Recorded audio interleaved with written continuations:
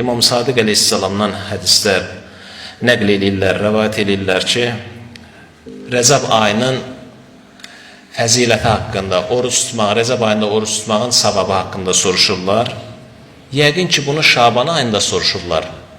Şaban ayı gəlib çatıb, Rəzəb ayı haqqındakı, Rəzəb ayındakı oruç tutmağın fəziləti haqqında soruşanda Həzrət buyurur ki, siz niyə Şabanın orucunun fəzilətindən qafilsiz? Niyə Şabanın orucundan qafilsiz? Deyə cavab verir. Yəni, Şaban aydı, sən Rəzəb ayının orucunun fəzilətindən soruşsan, Şaban ayı ola. Deyir, ravi soruşdum ki, ey Rəsulullahın oğlu, yəbnə Rəsulillah, ey Peyğəmbər övladı, Şabandan yaxşı bir gün oruç tutanın savabı nə qədərdir?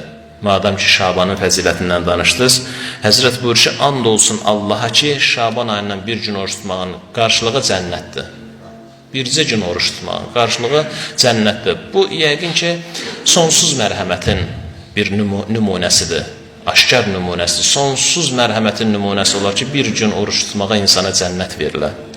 Belə bir əzəmətli aydır.